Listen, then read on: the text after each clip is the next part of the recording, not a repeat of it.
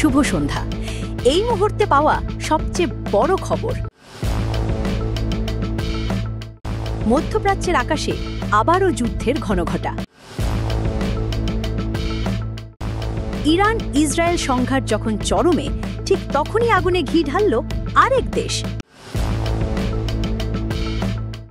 ইসরায়েলের দিকে ধেয়ে আসছে একটি বিধ্বংসী ব্যালিস্টিক মিসাইল।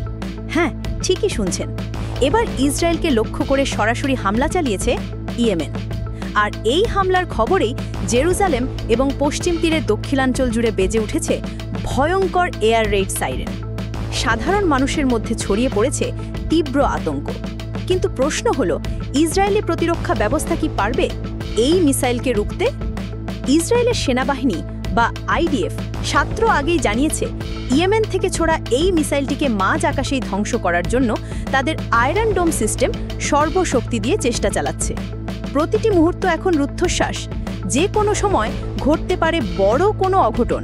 কিন্তু কেন হঠাৎ এই হামলা? নেপথ্যে কোন বৃহত্তর সমীকরণ কাজ করছে? এই প্রশ্নের উত্তর খুঁজতে হলে আমাদের ফিরে যেতে হবে মাত্র কয়েক ঘন্টা আগে।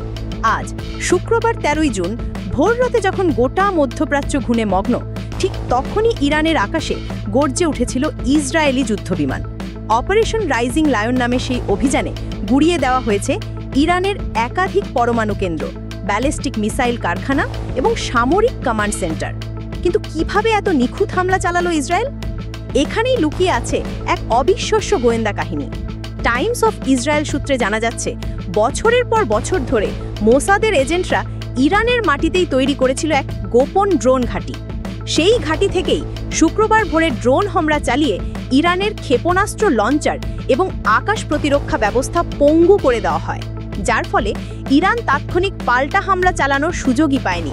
কিন্তু এর জন্য ইরানকে যে মূল্য দিতে হয়েছে, মূল্যটা ভয়াবহ। ইরানের রেভলিউশনারি গার্ডের তথ্য অনুযায়ী ইসরায়েলি হামলায় এখন পর্যন্ত অন্তত ৭৮ জন নিহত এবং ৩২৯ জনেরও বেশি মানুষ আহত হয়েছেন। তবে আশঙ্কা করা হচ্ছে নিহতের প্রকৃত সংখ্যা আরও অনেক বেশি। একদিকে ইরানের মাটিতে রক্তের দাগ, অন্যদিকে ইসরায়েলের আকাশে মিসাইল আতঙ্ক। গোটা মধ্যপ্রাচ্য এখন এক জ্বলন্ত অগ্নিকুণ্ড। ইতিমধ্যে এই ঘটনায় তীব্র প্রতিক্রিয়া জানিয়েছে সৌদি আরব, তুরস্ক সহ বিশ্বের বিভিন্ন দেশ।